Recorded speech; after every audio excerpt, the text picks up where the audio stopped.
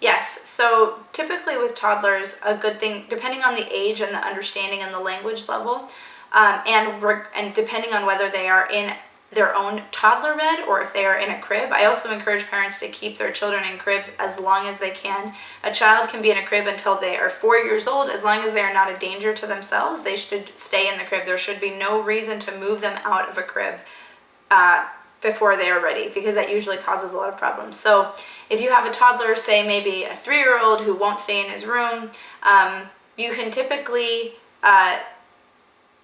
make a chart for them and show them all of the things that they're supposed to do before they go to sleep, and then you need to tell them that from now on they need to stay in their room and mommy and daddy need to go to sleep in their room.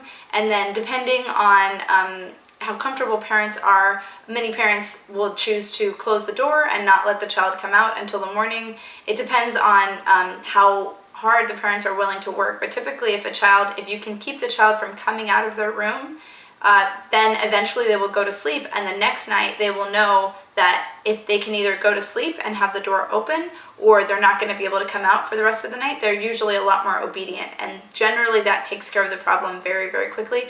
A lot of parents are uncomfortable with that level of, the child will get very upset and the parents are uncomfortable with that.